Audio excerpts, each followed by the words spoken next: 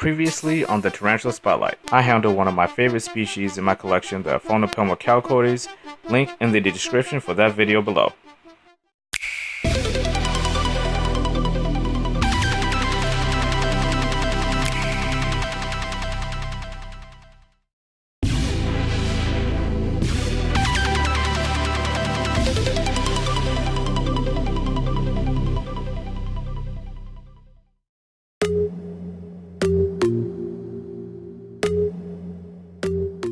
You're watching Day or Night. X is for exotics. And on August 21st, 2017, we all know by now the major eclipse event that's going to happen here. I'm talking in St. Louis. It's a big deal. Millions of people are coming in from all over the world to see it. This eclipse, because it's going to pass right over us. So I'm really excited about it. Being an astronomy nerd, I'm super excited about this eclipse. So when I was thinking about it, and I just thought, I'm like, I haven't updated one of my tarantulas in a very long time. A particular species known as a Brachypelma albopilosum, the Honduran Curly Hair, whose name just happens to be Eclipse, and it's actually a tarantula. I don't know why. I haven't updated this one in so long. It's a really cool species. If you haven't owned one, I think it's a must-own in everyone's collection because it's one of the most unique tarantulas in the world, as you'll see in the video. So I thought, why not kick off the eclipse with my eclipse, my personal eclipse, my Brachypelma albopilosum, and let's check her out right now.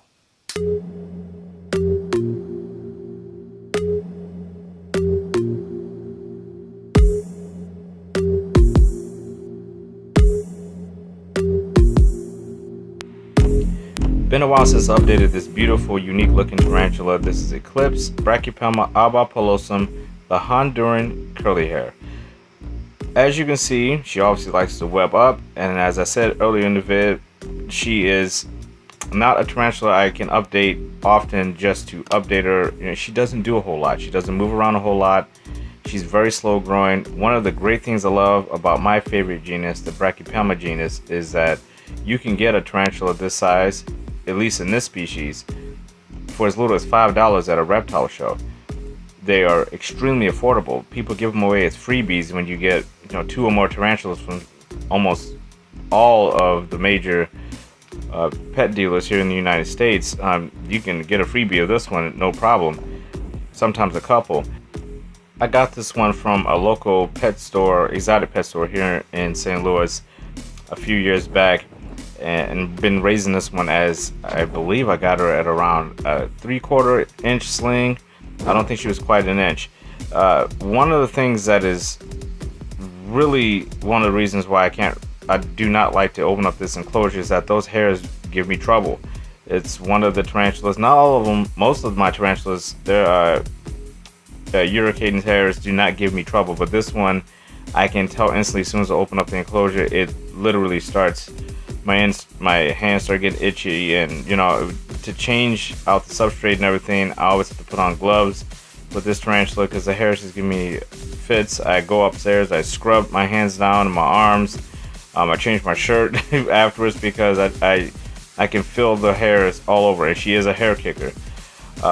She's not a severe hair kicker, but she does do it occasionally. Now, as you can see here, this is one of the tarantulas. As I said before, if you don't own one, you should just go ahead and get one. You won't have any issues with this one. It is so easy to take care of one of these tarantulas. It's insane. They are very adaptable.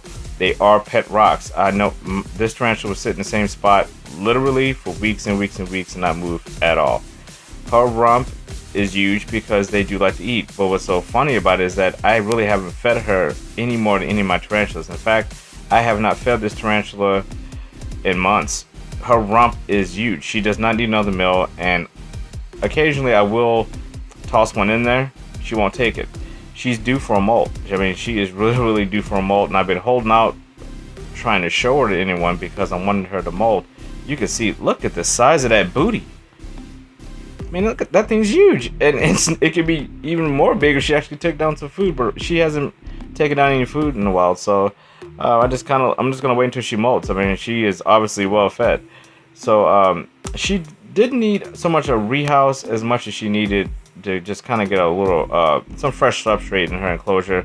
I cleaned out all the old webs that she had inside this enclosure, and I want to put some fresh substrate in there. That branch you see right there, that bark, it's actually glued in, so I didn't want to mess with it too much. And like I said, the hairs give me trouble, so I really trying to rehouse her completely wasn't really necessary. I kept her hide and her layer of webbing that she put in there, and what's really underrated for this species is that they are incredible webbers. They web all the time. She's one of my tarantulas, just like a lot of my brackies. They like to climb the glass a little bit, and just as you saw, she just webs up and like nuts. When she is doing something, she's on the glass, and she'll just stand on just be placed on the glass, webbing up, and she'll do that for weeks. She never uses her hide. I rarely see her in there. Yeah, she webs all over it. So, but I put it in there just in case she wants to go in there.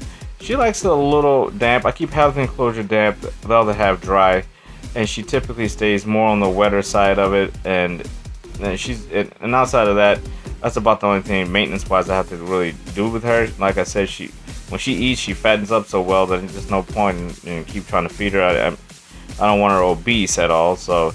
But one thing that has changed with her over time, when I was younger, she used to literally throw threat postures at me when she was around 2.5 inches, 3 inches, 4 inches.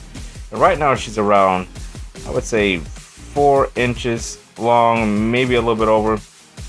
But this is a new development. I actually was able to handle her for the very first time, and it was on an impulse because she would not come out of that little container to go in her enclosure. So I thought, you know what, maybe this is the time. She did throw a slight threat posture at one point before I could get her on my hand. She was really hard to get out of that enclosure, so I knew putting her back in was going to be a little tricky. She's not fast, but if she wanted to run, she's faster than what she looks. She looks like a big slow tarantula, but she's actually very, very fast for her size and that booty. So to protect that booty from rupturing if she fell down anywhere, I wanted to make sure she was safe, and I didn't want to spook her. And she actually just came out of the enclosure. I put my hand there, she walked right on top of it, and she seemed very comfortable there. She didn't walk around. As you can see here, she's not throwing any threat posture. There's no defensive behavior, no aggressive behavior. She's just as calm as can be. And I never thought I would ever be able to hold this tarantula in my hand. Never thought I'd be able to handle her. If you've seen some of my earlier videos and spotlights on her, she was one of the meanest tarantulas in my collection.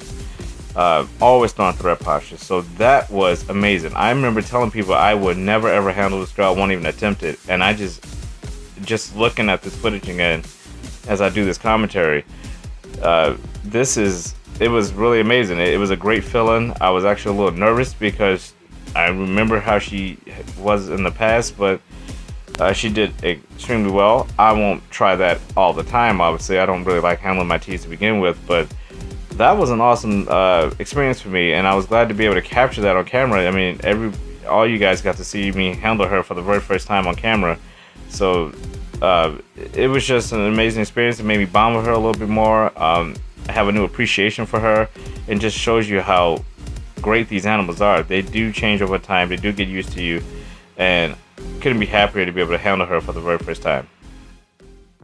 Hope you guys enjoyed this look at my personal Eclipse right here in my collection that I get to see every day and not every 30 years. So hopefully she'll have a molt soon, because these tarantulas do get a lot bigger than what you saw in this video. So hopefully I'll be updating her again soon in her very own spotlight feature, just giving her an update, maybe with a molt, hopefully, because she hasn't molted in a very, very long time, which is one of the reasons why I haven't shared her all that often, because she really doesn't do much at all. But nonetheless, she makes up for that with that unique appearance. So I hope you guys enjoyed this video. I'll see you on the next one. Enjoy the Eclipse if you happen to see it. And obviously this is a once in a lifetime event for a lot of us. May not be around when the next one happens. It may not be in the right location. So this is something I'm looking forward to, and I'll make sure to share all the footage I get and document my experience. So I'll see you on the next one. Take care, be you, be genuine, and be safe. See you next time.